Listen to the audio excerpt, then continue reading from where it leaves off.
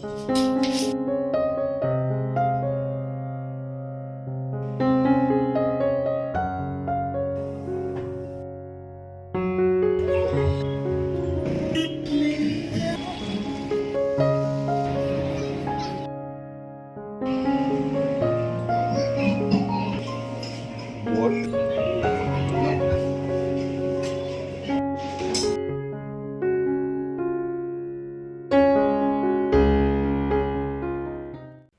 Everyone, ನಮಸ್ತೆ and welcome back.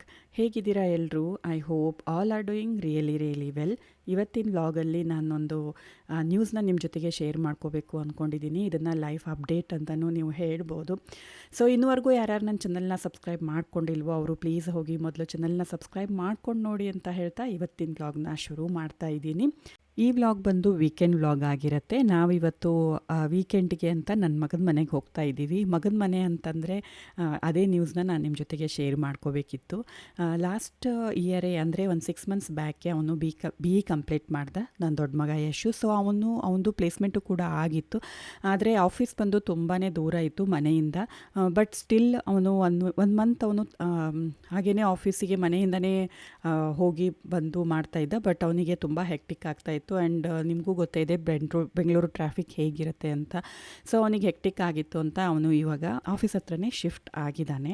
And shift ಆಗಿ 1 month ಆಗ್ತಾ ಬಂತು. ಬಟ್ ನಾವು ಶಿಫ್ಟ್ ಆದಮೇಲೆ ಒಂದು ಸರಿ ಅಷ್ಟೇ ಹೋಗಿದ್ದು. ಅದು ಬೆಳಗ್ಗೆ ಹೋಗಿ ಸಂಜೆ ಬಂದುಬಿಟ್ಟಿದ್ವಿ. ಇರೋದಕ್ಕೆ ಅಂತ ಹೋಗಿರಲಿಲ್ಲ. ಸೊ ಇವತ್ತು ಹೋಗಬೇಕು ಅಂತ ಎಲ್ಲನೂ ನಾನು ರೆಡಿ ಮಾಡ್ಕೊಳ್ತಾ ಇದ್ದೀನಿ. ಆ್ಯಂಡ್ ಬೆಳಗ್ಗೆನೇ ಹೌಸ್ ಹೆಲ್ಪ್ ಬಂದುಬಿಟ್ಟು ಎಲ್ಲನೂ ಕ್ಲೀನ್ ಮಾಡಿಟ್ಟು ಹೋಗಿದ್ರು. ಸೊ ನಾವು ಬರೋದು 2 ದಿನ ಆಗುತ್ತೆ ಅಂತ ಇವಾಗೆಲ್ಲ ಎತ್ತಿಟ್ಕೊಳ್ತಾ ಇದ್ದೀನಿ. ಬಟ್ಟೆ ಎಲ್ಲ ನಾನು ಎಷ್ಟು ಒಣಗಿರೋದಿತ್ತೋ ಅದನ್ನೆಲ್ಲ ಎತ್ತಿಟ್ಕೊಂಡು ಮಿಕ್ಕಿರೋದನ್ನೆಲ್ಲ ಸ್ಪ್ರೆಡ್ ಮಾಡಿ ಹಾಗೆಯೇ ಹಾಕ್ಕೊಂಡು ಬಂದಿದ್ದೀನಿ. ಇವಾಗ ಪಾತ್ರೆನೆಲ್ಲ ಕ್ಲೀನಾಗಿ ಒರೆಸಿ ಎತ್ತಿಟ್ಕೊಳ್ತಾ ಇದ್ದೀನಿ. ಸಂಜೆವರೆಗೂ ಬಿಡ್ತಾ ಇದ್ದೆ, ಯಾಕೆ ಅಂತಂದರೆ ಸ್ವಲ್ಪ ಚೆನ್ನಾಗಿ ನೀರು ಇಳ್ಕೊಂಡ್ಬಿಡಲಿ ಅಂತ. ಆಫೀಸ್ ವರ್ಕ್ ಎಲ್ಲ ಮುಗಿದ್ಮೇಲೆ ನಾನು ಕ್ಲೀನಾಗಿ ಜೋಡಿಸ್ಕೊಳ್ತಾ ಇದ್ದೆ. ಬಟ್ ಇವತ್ತು ಹೋಗೋದಿದೆ ಆ್ಯಂಡ್ ನಾವು ಬರೋದು 2 ದಿನ ಆಗುತ್ತೆ. ಸೊ ಅಲ್ಲಿವರೆಗೂ ಪಾತ್ರೆ ಹೊರಗಡೆ ಬಿದ್ದಿರೋದು ನನಗಿಷ್ಟ ಆಗಲ್ಲ ಅಂತ ನಾನು ಇವಾಗ ಎಲ್ಲನೂ ಕ್ಲೀನಾಗಿ ಎತ್ತಿಟ್ಕೊಳ್ತಾ ಇದ್ದೀನಿ. ಹಾಗೆಯೇ ನನ್ನ ಚಿಕ್ಕ ಮಗ ಇವತ್ತು ಬರ್ತಾಯಿಲ್ಲ, ಅವನು ನೆಕ್ಸ್ಟ್ ಡೇ ಬರ್ತಾ ಇದ್ದಾನೆ. ಯಾಕೆಂದರೆ ಅವನದು ಎಕ್ಸಾಮ್ಸ್ ಇದೆ. ಸೊ ಅವನು ಕೂಡ ಓದ್ಕೋಬೇಕು ಅಂತ ಹೇಳ್ತಾ ಇದ್ದ. ಸೊ ಅವನು ಇವತ್ತು ಬರ್ತಾ ಇಲ್ಲ. ಮಿಕ್ಕಿರೋ ಕೆಲಸ ಎಲ್ಲ ಅವನು ಮುಗಿಸ್ಕೊಂಡು ಬರ್ತಾನೆ, ಕ್ಲೀನಿಂಗ್ ಎಲ್ಲ. ಬಟ್ ಇವೆಲ್ಲ ಪಾತ್ರೆ ಜೋಡಿಸ್ಕೊಳ್ಳೋದೆಲ್ಲ ಅವನು ಮಾಡ್ಕೊಳ್ಳೋದಕ್ಕಾಗೋದಿಲ್ಲ ಅಂತ ನಾನು ಇವಾಗ ಅದನ್ನೆಲ್ಲ ಕ್ಲೀನ್ ಮಾಡಿಕೊಂಡೆ. ಸೊ ಅದಾದಮೇಲೆ ನಾವು ಇವತ್ತು ಸ್ವಲ್ಪ ಗ್ರೋಸರೀಸ್ನ ತೊಗೊಂಡು ಹೋಗ್ತಾ ಇದ್ದೀವಿ. ಇಮಿಡಿಯೇಟ್ ಏನು ಬೇಕೋ ಅಂದರೆ ಅಲ್ಲಿ ಎಲ್ಲ ಸಿಗುತ್ತೆ. ಬಟ್ ಇಮಿಡಿಯೇಟ್ ಏನು ಬೇಕಾಗುತ್ತೆ ಅಡುಗೆಗೆ ಅದನ್ನೆಲ್ಲ ನಾನು ತೊಗೊಂಡು ಹೋಗ್ತಾ ಇದ್ದೀನಿ.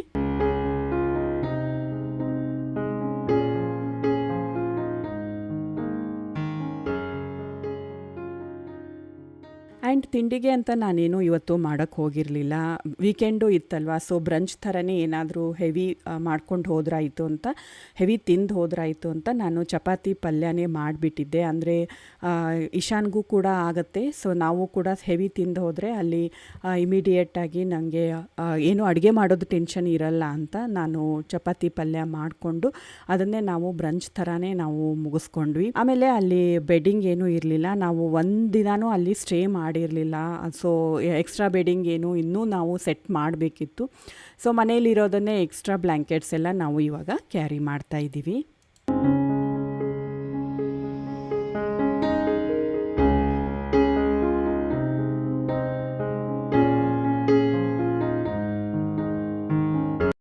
ಆ್ಯಂಡ್ ಅಲ್ಲಿ ರೀಚ್ ಆಗೋ ಅಷ್ಟೊತ್ತಿಗೆ 4 ಗಂಟೆ ಆಗೋಗಿ ಬಂದಿತ್ತು. ನಮಗೂ ಒಂದು ಸ್ವಲ್ಪ ಲೈಟಾಗಿ ಹಸಿವಾಗ್ತಾ ಇತ್ತು ಅಂತ ಇಲ್ಲಿನೇ ಸ್ನ್ಯಾಕ್ಸ್ ನಾವು ತೊಗೊಂಡ್ವಿ. ಅಂದರೆ ಮನೆ ಹತ್ರನೇ ಒಂದು ಫುಡ್ ಸ್ಟ್ರೀಟ್ ಇದೆ, ಅಲ್ಲಿನೇ ಒಂದು ಸ್ವಲ್ಪ ಸ್ನ್ಯಾಕ್ಸ್ ನಾವು ಲೈಟಾಗಿ ತೊಗೊಂಡು ಇವಾಗ ಮನೆಗೆ ನಾವು ರೀಚ್ ಆಗಿದ್ದೀವಿ. ಆ್ಯಂಡ್ ಬಂದಮೇಲೆ ಒಂದು ಸ್ವಲ್ಪ ಕ್ಲೀನಿಂಗ್ ನಾನು ಮಾಡ್ಕೊಳ್ತಾ ಇದ್ದೀನಿ. ಎಷ್ಟೇ ಅಂದರೂ ಬ್ಯಾಚುಲರ್ ಅಲ್ವಾ, ತುಂಬಾ ಕ್ಲೀನಿಂಗ್ ಎಲ್ಲ ಏನೂ ಮಾಡೋಕ್ಕೆ ಅವನಿಗೆ ಟೈಮೇ ಸಿಗ್ತಾ ಇರಲಿಲ್ಲ.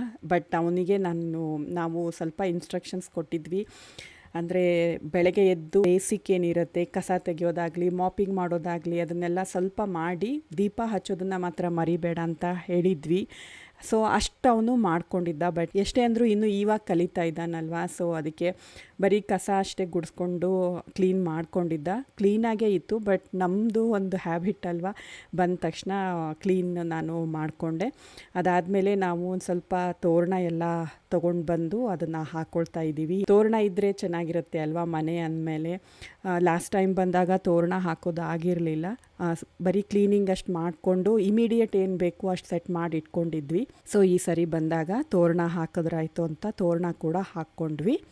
ಫಸ್ಟ್ ಟೈಮ್ ಅವ್ನು ಬಂದು ನಾನು ಶಿಫ್ಟ್ ಆಗ್ತೀನಿ, ಮೂವೌಟ್ ಆಗ್ತೀನಿ ಅಂತ ಹೇಳಿದಾಗ ಸ್ವಲ್ಪ ಹರ್ಟ್ ಆಗಿತ್ತು. ಬಟ್ ಪಾಸಿಟಿವ್ ಸೈಡ್ ನೋಡೋದಾದರೆ ಇದರಿಂದ ಅವರು ರೆಸ್ಪಾನ್ಸಿಬಿಲಿಟೀಸ್ ಕಲಿತಾರೆ ಆ್ಯಂಡ್ ವ್ಯಾಲ್ಯೂ ಗೊತ್ತಾಗುತ್ತೆ. ನಾವು ಮಾಡೋದಾಗಿರ್ಬೋದು, ಡಿಸಿಪ್ಲಿನ್ ಆಗಿರ್ಬೋದು ಅವರಿಗೆ ಬರುತ್ತೆ ಅಂತ ಹೇಳೋದಕ್ಕಿಲ್ಲಿ ಇಷ್ಟಪಡ್ತೀನಿ. ಬಾಯ್ಸ್ ಆಗಿರಲಿ ಗರ್ಲ್ಸ್ ಆಗಿರಲಿ ಅವ್ರಿಗೆ ಮನೆ ನಡೆಸೋದು ಆಗಿರಬಹುದು, ಹಾಗೆಯೇ ದುಡ್ಡಿನ ವ್ಯಾಲ್ಯೂ ಗೊತ್ತಾಗೋದನ್ನು ಹಿಡ್ಕೊಂಡ್ರೆ ಈ ರೀತಿ ಅವರು ಇಂಡಿಪೆಂಡೆಂಟ್ ಆಗಿರೋದಕ್ಕೆ ಶುರು ಮಾಡಿದ್ರೆ ಒಂದು ಇದರಿಂದ ಪ್ಲಸ್ ಪಾಯಿಂಟೇ ಜಾಸ್ತಿ.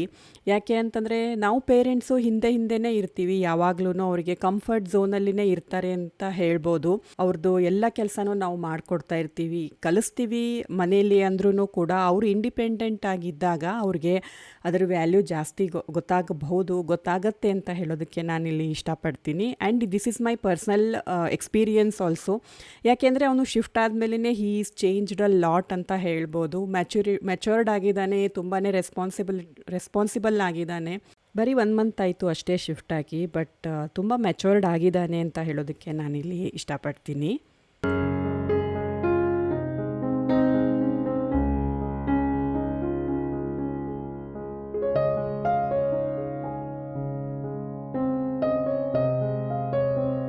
ಆ್ಯಂಡ್ ಸ್ವಲ್ಪ ದಿನಸಿ ಎಲ್ಲ ಜೋಡಿಸ್ಕೋಬೇಕಿತ್ತು, ಅದನ್ನೆಲ್ಲ ಜೋಡಿಸ್ಕೊಂಡೆ. ಇವಾಗ ಟೀ ಮಾಡ್ಕೊಳ್ತಾ ಇದ್ದೀನಿ, ಏಕೆಂದರೆ ಟೀ ಟೈಮ್ ಆಗಿತ್ತು. ಆಲ್ರೆಡಿ ಸಂಜೆ ಆಗ್ತಾ ಬಂದಿತ್ತು. ಯಶ್ ಕೂಡ ಆಫೀಸಿಂದ ಬಂದ ಅಂತ ಇವಾಗ ಟೀ ಮಾಡ್ಕೊಳ್ತಾ ಇದ್ದೀವಿ. ಆ್ಯಂಡ್ ಸದ್ಯಕ್ಕೆ ಸ್ಟವ್ ಎಲ್ಲ ಏನು ನಾನು ಮಾಡೋಕ್ಕೆ ಹೋಗಿಲ್ಲ, ಮನೆಯಲ್ಲೇ ಒಂದು ಇಂಡಕ್ಷನ್ ಇತ್ತು, ಅದನ್ನೇ ಅಲ್ಲಿ ಯೂಸ್ ಮಾಡ್ಕೊಳ್ತಾ ಇದ್ದೀವಿ.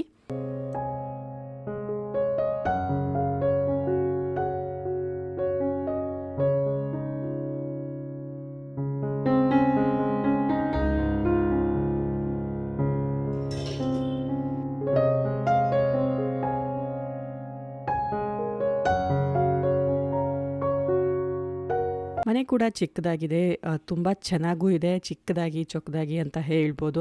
ಬಟ್ ಇಮಿಡಿಯೇಟಾಗಿ ಅವನಿಗೆ ಜಾಸ್ತಿ ಏನು ನಾವು ಫರ್ನಿಚರ್ ಎಲ್ಲ ಏನೂ ಮಾಡೋಕ್ಕೆ ಹೋಗಿಲ್ಲ, ಅವನಿಗೂ ಮೇಂಟೈನ್ ಮಾಡೋದಕ್ಕೂ ಕಷ್ಟ ಆಗಬಾರ್ದು ಅಂತ. ಬಟ್ ಅವನಿಗೆ ವರ್ಕ್ ಟೇಬಲ್ಲು ಮತ್ತು ಚೇರ್ ಬೇಕು ಅಂತ ಹೇಳ್ತಾ ಇದ್ದ. ಸೊ ಅದಕ್ಕೆ ಇವಾಗ ತೊಗೊಂಡು ಬಂದ್ರಾಯಿತು ಅಂತ ನಾವು ಟೀ ಎಲ್ಲ ಕುಡ್ದಾದ್ಮೇಲೆ ಇವಾಗ ಶಾಪಿಂಗ್ ಅಂತ ಬಂದಿದ್ದೀವಿ. ಅವನ ಮನೆ ಹತ್ರನೇ ಐಕಿಯಾ ಶೋರೂಮ್ ಇದೆ, ಅಲ್ಲಿ ನಾವು ಇವಾಗ ನೋಡಿದ್ರಾಯ್ತು ವರ್ಕ್ ಟೇಬಲ್ನ ಅಂತ ನಾವಿಲ್ಲಿ ಬಂದಿದ್ದೀವಿ.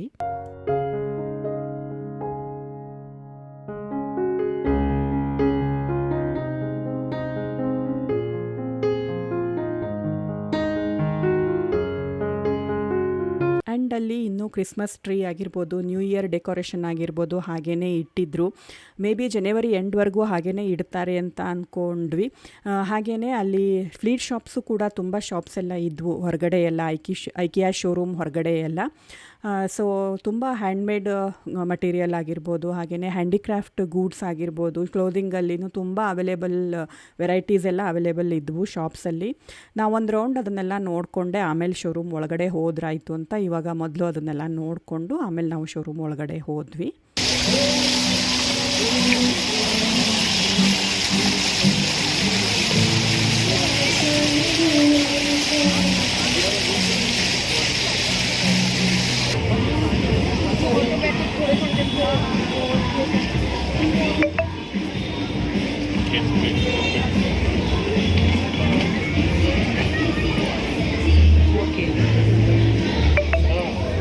ಆ್ಯಂಡ್ ಪಕ್ಕದಲ್ಲಿನೇ ರೆಸ್ಟೋರೆಂಟ್ ಕೂಡ ಇತ್ತು, ಒಂದು ಇಟಾಲಿಯನ್ ರೆಸ್ಟೋರೆಂಟು. ಅಲ್ಲಿ ಲೈವ್ ಮ್ಯೂಸಿಕ್ ಕೂಡ ನಡೀತಾ ಇತ್ತು. ಸೊ ಕೇಳೋದಕ್ಕೆ ಅಂದರೆ ಹೊರಗಡೆ ಎಲ್ಲ ಕೇಳಿಸ್ತಾ ಇತ್ತು, ತುಂಬ ಚೆನ್ನಾಗಿ ಫೀಲು ಬರ್ತಾ ಇತ್ತು. ಆ್ಯಂಡ್ ವೀಕೆಂಡ್ ಇರೋದ್ರಿಂದ ತುಂಬ ರಶ್ ಕೂಡ ಇತ್ತು. ಆ್ಯಂಡ್ ಈ ಐಕಿಯಾ ಶೋರೂಮ್ ಬಂದು ವೈಟ್ ಫೀಲ್ಡಲ್ಲಿರೋ ಶೋರೂಮ್ ಆಗಿರುತ್ತೆ. ಅಂದರೆ ಇದು ಮೇನ್ ಅಲ್ಲ, ಮೇನ್ ಐಕಿಯಾ ಶೋರೂಮ್ ಬಂದು ನಾಗಸಂದ್ರದಲ್ಲಿದೆ, ಅಂದರೆ ಪೀಣ್ಯದ ಹತ್ರ ಬರುತ್ತೆ. ಇದು ಅದರದ್ದು ಬ್ರ್ಯಾಂಚ್ ಅಂತಲೇ ಹೇಳ್ಬೋದು. ಇವಾಗ ತಾನೇ ಶುರುವಾಗಿದೆ ಅಂತ ಹೇಳ್ತಾಯಿದ್ರು, ಅಂದರೂ ತುಂಬ ದಿನ ಆಗಿಲ್ಲ ಇದನ್ನು ಶುರು ಮಾಡಿ. ನಿಮಗೆ ನಾಗಸಂದ್ರದಲ್ಲಿ ಏನು ನಿಮಗೆ ವೆರೈಟೀಸ್ ಸಿಗುತ್ತೆ, ತುಂಬ ಎಲ್ಲ ನಿಮಗೆ ಜಾಸ್ತಿ ಸಿಗೋದಿಲ್ಲ, ಸ್ವಲ್ಪದ್ರ ಮಟ್ಟಿಗೆ ಅಷ್ಟೇ ಮಾಡಿದ್ದಾರೆ. ಚಿಕ್ಕದಾಗಿದೆ ಇದು ನೋಡೋದಕ್ಕೂ ಕೂಡ, ಅಂದರೆ ನಾವು ಕಂಪೇರ್ ಮಾಡಿದ್ರೆ ದೊಡ್ಡ ಮೇನ್ ಏನಿದೆ ತುಂಬ ದೊಡ್ಡದಾಗಿದೆ ಅದು ನಾಗಸಂದ್ರದಲ್ಲಿರೋದು. ಬಟ್ ಇಲ್ಲಿರೋದು ಅದರ ಅಷ್ಟು ದೊಡ್ಡದಿಲ್ಲ, ಚಿಕ್ಕದಾಗಿದೆ. ಬಟ್ ನಿಮಗೆಲ್ಲನೂ ವೆರೈಟೀಸ್ ಸಿಗುತ್ತೆ. ಅಂದರೆ ಬೆಡ್ಡಿಂಗಲ್ಲಿ ಐಕಿಯಾದ್ದೇನು ಅವ್ರದ್ದೇನಿದೆ ಅಲ್ವಾ, ಬೆಡ್ಸ್ ಆಗಿರ್ಬೋದು, ಅವ್ರದ್ದು ಬ್ಲ್ಯಾಂಕೆಟ್ಸ್ ಆಗಿರ್ಬೋದು, ಹಾಗೆಯೇ ಕ್ರೋಕ್ರೀಸ್ ಆಗಿರ್ಬೋದು, ನಿಮಗೆ ಅವೈಲೇಬಲ್ ಇದೆ, ಇಲ್ಲ ಅಂತ ಅಲ್ಲ. ಬಟ್ ತುಂಬ ವೆರೈಟೀಸಲ್ಲಿ ನಿಮಗೆ ಇಲ್ಲಿ ನೋಡೋದಕ್ಕೆ ಸಿಗೋದಿಲ್ಲ ಅಂತ ಹೇಳ್ಬೋದು ಅಷ್ಟೇ.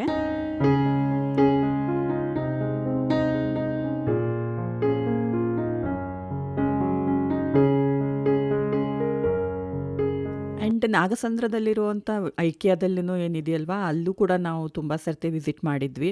ಆ್ಯಂಡ್ ಅಲ್ಲೂ ತುಂಬಾ ಮಟೀರಿಯಲ್ ಎಲ್ಲ ಪರ್ಚೇಸ್ ಮಾಡಿದ್ದೀನಿ ನಾನು. ಕ್ರಾಕರೀಸ್ ಅಂತೂ ತುಂಬಾ ಪರ್ಚೇಸ್ ಮಾಡಿದ್ದೀನಿ. ಡ್ಯೂರೇಬಲ್ ಇರುತ್ತವೆ. ಆ್ಯಂಡ್ ಇದು ಸ್ವೀಡನ್ ಕಂಪ್ನಿದು, ಸ್ವೀಡಿಷ್ ಆಗಿರೋದ್ರಿಂದ ಇಲ್ಲಿ ನಿಮಗೆ ಯುರೋಪಿಯನ್ ಫರ್ನಿಚರ್ ನೋಡೋದಕ್ಕೆ ಸಿಗುತ್ತೆ. ಆ್ಯಂಡ್ ತುಂಬ ಲೈಟ್ ವೇಟ್ ಆಗಿರುತ್ತೆ.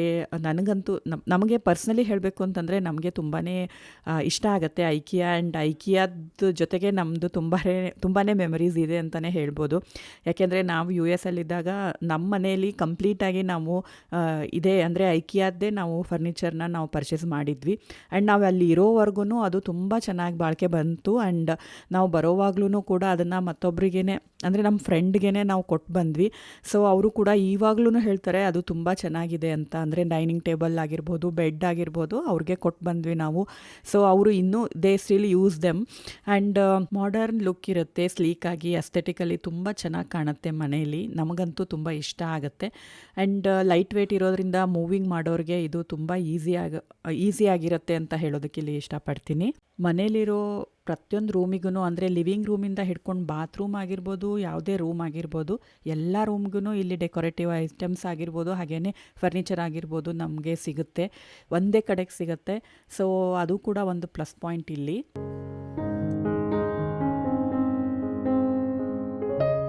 ವರ್ಕ್ ಟೇಬಲ್ಲು ನೋಡಿದ್ವಿ, ಬಟ್ ಅಲ್ಲಿ ನಮ್ಗೆ ಸ್ಪೆಸಿಫಿಕೇಷನ್ ಏನಿತ್ತು ಅಂದರೆ ಕಾಂಪ್ಯಾಕ್ಟಾಗಿ ಬೇಕಿತ್ತು ಅವನಿಗೆ. ತುಂಬ ಹೆವಿ, ಅಂದರೆ ತುಂಬ ದೊಡ್ಡದೆಲ್ಲ ಬೇಡ ಅಂತ ಹೇಳ್ತಾ ಇದ್ದ.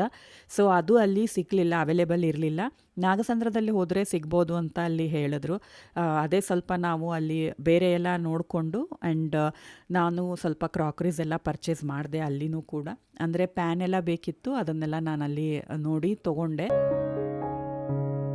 ಆ್ಯಂಡ್ ನನಗೊಂದು ಬಿರಿಯಾನಿ ಪಾಟ್ನೂ ನೋಡ್ತಾ ಇದ್ದೆ, ತೊಗೋಬೇಕಿತ್ತು ನನಗೆ, ಬಟ್ ಅಲ್ಲಿ ಅದು ಸಿಗಲಿಲ್ಲ. ಸೊ ಆವಾಗ ಅನ್ನಿಸ್ತು ಸ್ವಲ್ಪನೇ ಮಟೀರಿಯಲ್, ಅಂದರೆ ತುಂಬಾ ಜಾಸ್ತಿ ಇಲ್ಲಿ ವೆರೈಟಿ ಎಲ್ಲ ಇರಲ್ಲ ಅಂತ. ಸೊ ನಿಮಗೇನಾದರೂ ಜಾಸ್ತಿ ವೆರೈಟೀಸ್ ನೋಡಬೇಕು ಅಂತಿತ್ತು ಅಂದರೆ ನೀವು ನಾಗಸಂದ್ರನೇ ವಿಸಿಟ್ ಮಾಡೋದು ಬೆಟರು ಅಂತ ನನಗನ್ಸುತ್ತೆ. ಬಟ್ ಇಲ್ಲಿ ನೀವು ಬರ್ಬೋದು ವೈಟ್ ಫೀಲ್ಡ್ ಹತ್ರ, ಬಟ್ ಅದು ಅಷ್ಟೊಂದು ಜಾಸ್ತಿ ದೊಡ್ಡದಿಲ್ಲ ಅಂತ ಹೇಳೋದಕ್ಕೆ ಇಲ್ಲಿ ಇಷ್ಟಪಡ್ತೀನಿ ಲಾಸ್ಟ್ಲಿ. ಆ್ಯಂಡ್ ಹೀಗಿತ್ತು ನಮ್ಮ ಲಾಸ್ಟ್ ವೀಕೆಂಡು. ನಿಮಗೆ ಈ ವಿಡಿಯೋ ಇಷ್ಟ ಆಯಿತು ಅಂತ ಅಂದ್ಕೊಳ್ತೀನಿ. ಇಷ್ಟ ಆದರೆ ಲೈಕ್ ಮಾಡಿ, ಶೇರ್ ಮಾಡಿ, ಕಮೆಂಟ್ ಮಾಡಿ. ಹಾಗೆಯೇ ಇನ್ನೂವರೆಗೂ ಯಾರ್ಯಾರು ನನ್ನ ಚಾನಲ್ನ ಸಬ್ಸ್ಕ್ರೈಬ್ ಮಾಡ್ಕೊಂಡಿಲ್ವೋ ಅವರು ಪ್ಲೀಸ್ ಹೋಗಿ ಚಾನಲ್ನ ಸಬ್ಸ್ಕ್ರೈಬ್ ಮಾಡ್ಕೊಳ್ಳಿ ಅಂತ ಹೇಳ್ತಾ ಇವತ್ತಿನ ವ್ಲಾಗ್ನ ಇಲ್ಲಿಗೆ ಮುಗಿಸ್ತಾ ಇದ್ದೀನಿ. ಮತ್ತೆ ಸಿಗ್ತೀನಿ ಇನ್ನೊಂದು ವ್ಲಾಗ್ ಜೊತೆಗೆ, ಬ್ಯೂಟಿಫುಲ್ ಡೇ ಜೊತೆಗೆ. Until then, love you all, take care and bye by.